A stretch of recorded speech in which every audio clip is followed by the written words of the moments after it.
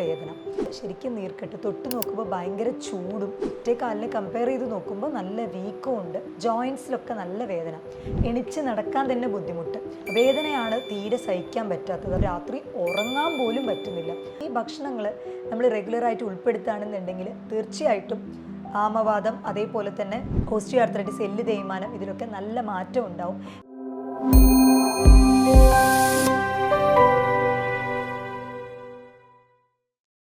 ഇന്ന് ഞാൻ നിങ്ങളായിട്ട് ഷെയർ ചെയ്യാൻ പോകുന്നത് 2 ആഴ്ച മുന്നേ നമ്മൾ കാണാൻ വന്ന ഒരു പേഷ്യൻറ്റിൻ്റെ ആ ഒരു എക്സ്പീരിയൻസിനെ കുറിച്ചാണ്.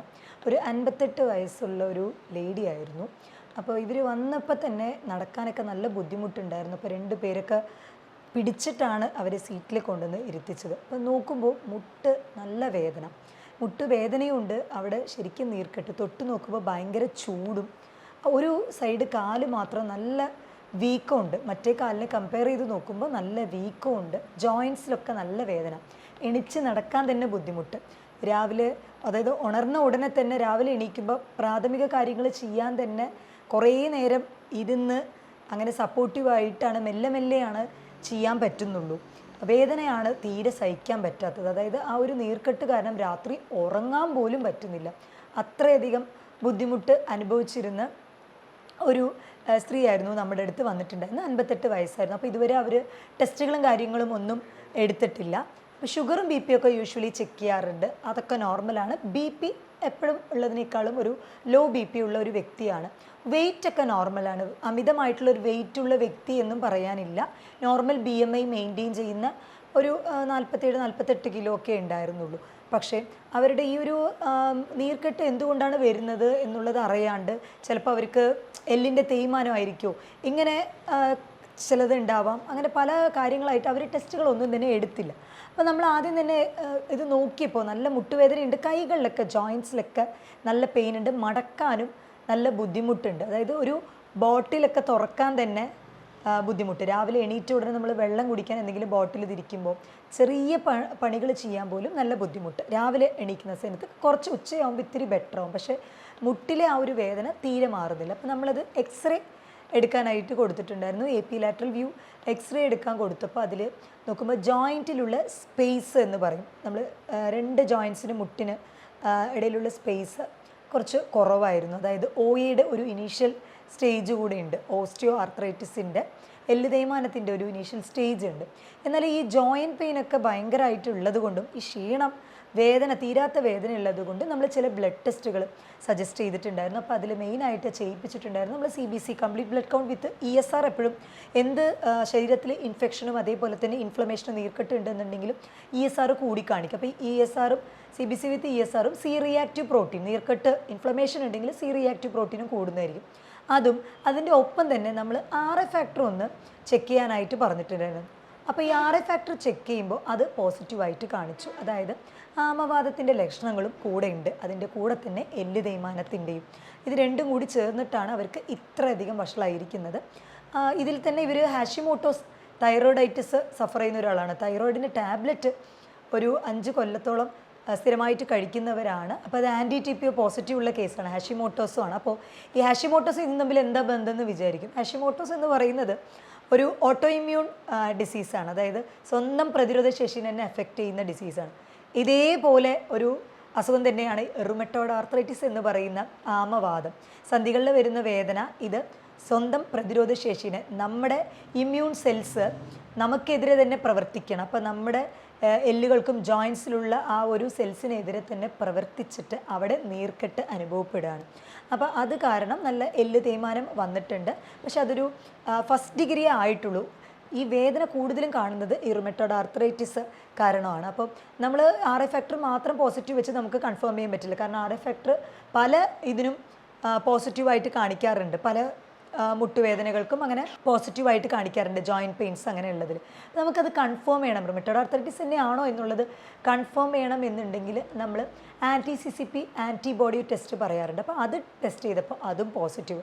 അപ്പോൾ കംപ്ലീറ്റ് റുമറ്റോയ്ഡ് ആർത്രൈറ്റിസ് ഡയഗ്നോസ് ചെയ്ത ഒരു പേഷ്യൻ്റാണ്. പക്ഷേ അവർക്ക് 2 ആഴ്ച കൊണ്ട് തന്നെ അവരുടെ വേദനയിൽ നല്ല മാറ്റം, അതേപോലെ അവരുടെ ജോലികൾ അവർക്ക് തന്നെ ചെയ്യത്തക്ക രീതിയിൽ കംപ്ലീറ്റ് ഓടി നടക്കുക എന്നല്ല, 2 പേര് സപ്പോർട്ട് ചെയ്തിരുന്ന ആ ഒരു വ്യക്തി ഒറ്റയ്ക്ക് തന്നെ തൻ്റെ കാര്യങ്ങൾ ചെയ്യാനും വേദന നല്ല തോതിൽ ഒരു 85% വേദന കുറയ്ക്കാനും സാധിച്ചു. അപ്പോൾ അതിന് ഞാൻ അവർക്ക് പ്രത്യേകം ഭക്ഷണങ്ങൾ റെഗുലേറ്റ് ചെയ്യാനായിട്ട് പറഞ്ഞിട്ടുണ്ടായിരുന്നു. ഒരു 5 ഭക്ഷണമാണ് ഞാൻ ആ 2 ആഴ്ച റെഗുലറായിട്ട് എന്തായാലും എടുക്കാനായിട്ട് പറഞ്ഞിരുന്നത്. അപ്പോൾ അതിൽ മെയിനായിട്ട് വരുന്ന ഭക്ഷണം എന്ന് പറയുന്നത് ആദ്യത്തെ നമ്മൾ ചീരയിൽ കെംഫറോൾ എന്ന് പറയുന്ന ഒരു ആൻറ്റി ഇൻഫ്ലമേറ്ററി പ്രോപ്പർട്ടി വളരെയധികം കൂടുതലുണ്ട്. അപ്പോൾ അത് ഭക്ഷണത്തിൽ ഉൾപ്പെടുത്തുമ്പോൾ നമ്മുടെ നീർക്കെട്ട് കുറയ്ക്കാനായിട്ട് ഏറ്റവും സഹായകരമാവുന്ന ഒന്നാണ്. സോ 5ാമതായിട്ട് 5th ഞാൻ തുടങ്ങുകയാണ്. അപ്പോൾ ആദ്യം കൊടുത്തത് നമ്മുടെ ചീരയാണ്. അതിനുശേഷം പശുവും പാല്. ഈ പശുവും പാല് പൊതുവേ കാൽഷ്യം അധികം അടങ്ങിയിട്ടുള്ളതും നമുക്ക് വിറ്റാമിൻ ഡിയും ചെറിയ തോതിലുണ്ട്. അപ്പോൾ കാൽഷ്യം ഫോസ്ഫറസും അധികം അടങ്ങിയിട്ടുള്ളത് കൊണ്ട് തന്നെ നല്ല പശുമ്പാൽ 1 ഗ്ലാസ് എടുക്കുന്നത് നമുക്ക് 300 മില്ലിഗ്രാം കാൽഷ്യം വരെ 1 കപ്പ് എടുത്തു കഴിഞ്ഞാൽ നമുക്കതിൽ നിന്നും കിട്ടും. അപ്പോൾ രാവിലെയും വൈകിട്ടും അത് എടുക്കാനായിട്ട് പറഞ്ഞിട്ടുണ്ടായിരുന്നു. പക്ഷേ പാല് എടുക്കുമ്പോൾ ശ്രദ്ധിക്കേണ്ടത് അതിൽ പഞ്ചസാരയോ അല്ലെങ്കിൽ അത് ചായയായിട്ട് കുടിച്ചൂടെ ഡോക്ടറെ, അത് കോഫിയായിട്ട് കുടിച്ചൂടെ എന്ന് പറയുമ്പോൾ അങ്ങനെ പറ്റില്ല. കാരണം ചായയിൽ ടാനിൻ്റെ കണ്ടൻറ്റ് കൂടുതലാണ്, കോഫിയിലെ കഫൈൻ കണ്ടൻറ്റും. ഇത് രണ്ടും പാലിൻ്റെ ആ ഒരു പ്രോപ്പർട്ടി അതേപോലെ കിട്ടില്ല. ന്യൂട്രീഷൻ വാല്യൂ അതിൻ്റെ ഒരു പോഷകം കുറഞ്ഞിട്ടാണ് നമുക്ക് കിട്ടുക. എസ്പെഷ്യലി ടാനിനൊക്കെ അസിഡിറ്റി കൂട്ടും. ദഹനത്തിന് ബുദ്ധിമുട്ടുള്ളവർക്ക് തീർച്ചയായിട്ടും ആ ഒരു ബുദ്ധിമുട്ടും കൂടെ ഉണ്ടാവും, ടാനിൻ കണ്ടൻറ്റ് അമിതമായിട്ടുള്ള. അപ്പോൾ പാല് അതേപടി എന്നാൽ ഷുഗർ ഒന്നും ആഡ് ചെയ്യാതെ. എന്താ കാരണം എന്ന് വെച്ചാൽ ഷുഗർ അമിതമായിട്ട് കഴിക്കുമ്പോൾ നീർക്കെട്ട് കൂടും. അപ്പോൾ പഞ്ചസാര പരമാവധി ഞാനത് കട്ട് ചെയ്യാൻ തന്നെ പറഞ്ഞു. പരമാവധി എന്നല്ല, 2 ആഴ്ച അവർ പഞ്ചസാര കംപ്ലീറ്റ് ഒഴിവാക്കിയിരുന്നു. മെയിനായിട്ട് എടുത്തിരുന്നത് ഈ ചീര അതേപോലെ പശുമ്പാൽ 2 നേരം എടുത്തിരുന്നു. പിന്നെ 3ാമതായിട്ട് അവർ എടുത്തിരുന്നത് എന്താണെന്ന് വെച്ചാൽ ഞാൻ സജസ്റ്റ് ചെയ്തത് നെയ്യും വെണ്ണയും രാവിലെയും വൈകിട്ടും നെയ്യ് നന്നായി ഉരുക്കിയിട്ട് 1 ടീസ്പൂൺ വീതം എടുക്കാനായിട്ട് പറഞ്ഞിട്ടുണ്ടായിരുന്നു. ഇത് നമ്മുടെ ജോയിൻസിലൊരു ലൂബ്രിക്കൻ്റ് ആയിട്ടാണ് ആക്ട് ചെയ്യുന്നത്.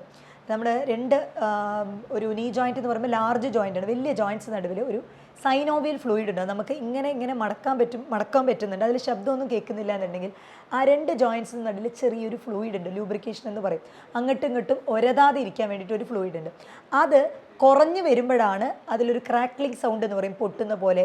അപ്പോഴാണ് ഇവർക്ക് വേദന കൂടുതലായിട്ട് ഒരയുന്നത് കൊണ്ട് വേദന കൂടുതലായിട്ട് അനുഭവപ്പെടുകയും അവിടെ നീർക്കെട്ട് വരികയും ചുവന്ന് തടിക്കുകയും അതേപോലെ അവിടെ നീർക്കെട്ട് വന്ന് മുട്ടുകാല് മാത്രം വീങ്ങുന്ന ഒരു അവസ്ഥ വരുന്നത് അത് കാരണമാണ്. അപ്പോൾ നമ്മൾ നെയ്യും അതേപോലെ തന്നെ വെണ്ണയും ഇൻക്ലൂഡ് ചെയ്യാനായിട്ട് പറഞ്ഞിട്ടുണ്ടായിരുന്നു. പൊതുവേ നമ്മൾ ആട്ടിൻകാല് അതിൻ്റെ സൂപ്പ് അത് എടുക്കാൻ പറയാറുണ്ട്. കാരണം അത് കാർട്ടിലേജ്, മജ്ജ എന്ന് പറയുമല്ലോ, അത് ഉൽപ്പാദിപ്പിക്കാനായിട്ട് വളരെയധികം ഹെൽപ്ഫുൾ ആവുന്ന ഒന്നാണ്. പക്ഷേ ഇത് ഭയങ്കര ഇവർക്ക് ഇൻഫ്ലമേഷൻ കൂടുതലായതുകൊണ്ട് ആ ഒരു സ്റ്റേജിൽ നമ്മൾ നോൺ വെജ് എന്നുള്ളൊരു ഓപ്ഷൻ പോയില്ല. കാരണം ഒന്നുകൂടി നീർക്കെട്ട് കൂട്ടണ്ട, പ്രോട്ടീൻ അധികമുള്ളത് എടുത്തു കഴിഞ്ഞാൽ ഒന്നുകൂടെ ചിലപ്പോൾ നീർക്കെട്ട് വരാൻ ചാൻസ് ഉള്ളത് കൊണ്ട് അത് നമ്മൾ നോൺ വെജ് കുറച്ച് റെസ്ട്രിക്റ്റ് ചെയ്തു. ആക്ച്വലി തുടക്ക സ്റ്റേജ് ആണെന്നുണ്ടെങ്കിൽ തീർച്ചയായിട്ടും ആട്ടിൻകാലിൻ്റെ സൂപ്പ് വളരെയധികം ഇഫക്റ്റീവാണ്. ഇതിൽ തന്നെ പ്ലാൻ പ്രോഡക്റ്റ് ആയിട്ടുള്ള നമ്മുടെ മുടവാട്ടിക്കിഴങ്ങ് എന്ന് പറയുന്ന ഒരു തരം പ്ലാന്റ് ഉണ്ട്. അതിൻ്റെ വേരിന്ന് പ്രിപ്പയർ ചെയ്യുന്നതും നല്ല ഇഫക്റ്റീവാണ്. അതും ഇതുപോലെ തന്നെ, അതായത് നമ്മുടെ ആട്ടിൻകാലിൻ്റെ സെയിം ഇഫക്റ്റ് തരുന്ന ഒന്നാണ്. ആൻറ്റി ഇൻഫ്ലമേറ്ററി പ്രോപ്പർട്ടി വളരെയധികം കൂടുതലുള്ളതാണ്. അടുത്ത ഞാൻ 2ാമതായിട്ട് സജസ്റ്റ് ചെയ്തിട്ടുണ്ടായിരുന്നത് പനീറാണ്. ഈ പനീറും നമുക്ക് കാൽഷ്യം ഫോസ്ഫറസ് വളരെയധികം കൂടുതലാണ്, ആൻറ്റി ഓക്സിഡൻറ്റ് പ്രോപ്പർട്ടിയും വളരെയധികം കൂടുതലാണ്. അപ്പോൾ പനീർ സജസ്റ്റ് ചെയ്തിട്ടുണ്ടായിരുന്നു.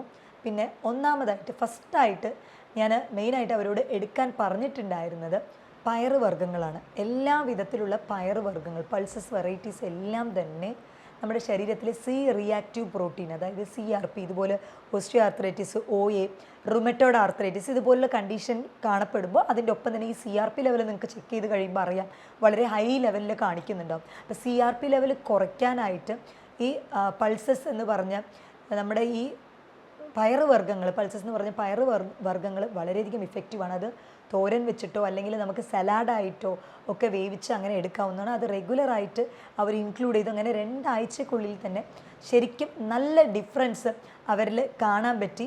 അവരുടെ ആക്ടിവിറ്റീസ് അവർക്ക് തന്നെ ചെയ്യത്തക്ക രീതിയിൽ പറ്റി. അപ്പോൾ ഈ ഭക്ഷണങ്ങൾ നമ്മൾ റെഗുലറായിട്ട് ഉൾപ്പെടുത്തുകയാണെന്നുണ്ടെങ്കിൽ തീർച്ചയായിട്ടും ആമവാദം അതേപോലെ തന്നെ ഓസ്റ്റിയോ ആർത്രൈറ്റിസ്, എല്ല് തേയ്മാനം ഇതിലൊക്കെ നല്ല മാറ്റം ഉണ്ടാവും.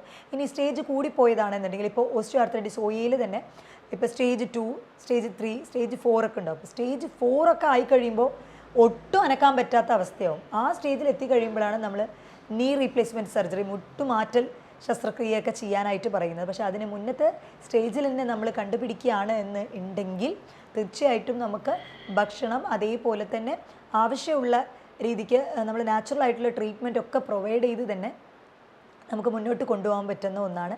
പിന്നെ മറ്റ് ഓസ്റ്റിയോ ആർത്രൈറ്റിസിനും അതേപോലെ തന്നെ ഈ ഒരു റുമറ്റോയ്ഡ് ആർത്രൈറ്റിസിനും കമ്പയർ ചെയ്യുന്ന സമയത്ത് നമുക്ക് അവർക്കിപ്പോൾ ലേപനങ്ങളോ അങ്ങനെയൊന്നും പുറത്ത് ഒരുപാട് തേക്കാനായിട്ടുള്ള ബാമും അതൊന്നും കൊടുക്കുന്നത് കൊണ്ടായില്ല, എസ്പെഷ്യലി റുമറ്റോയ്ഡ് ആർത്രൈറ്റിസിൽ. അതിനെന്താ കാരണം എന്ന് വെച്ചാൽ നമ്മൾ ഒരു ജോയിൻറ്റിലായിരിക്കും അത് വന്നിട്ടുണ്ടാവുക. നമ്മൾ തേച്ച് അതൊക്കെ കറക്റ്റ് ചെയ്ത് അത് വേറെ ജോയിൻറ്റിനെ എഫക്റ്റ് ചെയ്യും. റുമറ്റോയ്ഡ് ആർത്രൈറ്റിസിൻ്റെ ഒരു പ്രശ്നം തന്നെ അതാണ്. ഓസ്റ്റിയോ ആർത്രൈറ്റിസ് എന്ന് പറയുമ്പോൾ ഇപ്പോൾ ആ എല്ല് തേയ്മാനം മുട്ടിലുണ്ടെങ്കിൽ ആ മുട്ടിന് മാത്രമേ ഉള്ളൂ, അത് കാൽമുട്ടിൽ നിന്ന് കൈമുട്ടിലോട്ട് അങ്ങനെ ട്രാൻസ്ഫർ ആവില്ല. എന്നാൽ ഈ ആമവാദം എന്ന് പറയുന്നത് ചെറിയ ചെറിയ ജോയിൻറ്റ്സ് മുതൽ വലിയ ജോയിൻറ്റ്സിനെ വരെ എഫക്റ്റ് ചെയ്യാം. അപ്പോൾ അവിടെ നിന്ന് നമ്മളിങ്ങനെ അത് മാത്രം ട്രീറ്റ് ചെയ്ത് എന്തെങ്കിലും തേച്ച് പിടിപ്പിച്ച് അങ്ങനെ മാറ്റിയത് കൊണ്ടാകില്ല, അത് വേറെ എവിടേക്കെങ്കിലും പിന്നെയും ട്രാൻസ്ഫർ ആവും. അല്ലെങ്കിൽ കൂടുതലായിട്ടും അവർ അസിഡിക് കംപ്ലയിൻസ് ഉള്ളവരാണെന്നുണ്ടെങ്കിൽ അത് അസോസിയേറ്റഡ് ചെയ്തിട്ട് കാണുന്നുണ്ടാവും. അപ്പോൾ അതുകൊണ്ട് തന്നെ പുറമെ അപ്ലൈ ചെയ്യാനായിട്ട് തേച്ച് പിടിപ്പിക്കാൻ അധികം റുമറ്റോയ്ഡ് ആർത്രൈറ്റിസ് അല്ലെങ്കിൽ ആമവാദം കൊണ്ട് ബുദ്ധിമുട്ടുന്നവരെടുത്ത് നമ്മൾ പറയാറില്ല. പക്ഷേ അത് നീർക്കെട്ട് കുറയ്ക്കാനായിട്ട് നമ്മൾ ഐസ് പാക്ക് സജസ്റ്റ് ചെയ്യാറുണ്ട്.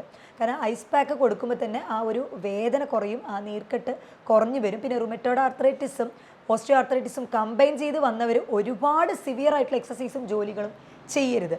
അവർ കൂടുതൽ നേരം നിന്നിട്ടുള്ളതും കൂടുതൽ നേരം കാല് തൂക്കി ഇട്ട് ഇരിക്കുക അത് പരമാവധി ഒഴിവാക്കണം. കാരണം നിൽക്കുന്ന ടൈമിൽ ഇപ്പോൾ വെയിറ്റ് കൂടുതലുള്ളവരാണ് എന്നുണ്ടെങ്കിൽ അത്രയും വെയിറ്റ് ആ മുട്ട് താങ്ങി നിൽക്കണം. അപ്പോൾ തീർച്ചയായിട്ടും അതൊന്നുകൂടെ ആ തേയ്മാനം, ആ ഒരു നീർക്കെട്ട്, ഇൻഫ്ലമേഷൻ അത് കൂട്ടുകയേ ഉള്ളൂ. അപ്പോൾ അതുകൊണ്ട് തന്നെ കൂടുതൽ നേരം നിൽക്കുന്നതും, ഇപ്പോൾ അടുക്കളയിൽ ജോലി ചെയ്യുന്ന അമ്മമാരാണെന്നുണ്ടെങ്കിൽ കൂടുതൽ നേരം നിൽക്കുന്നതൊക്കെ റെസ്റ്റ് ചെയ്യുക. ഇരുന്നു കൊണ്ടുള്ള ജോലികൾ, അങ്ങനെ റെസ്റ്റും വളരെയധികം ആവശ്യമാണ്.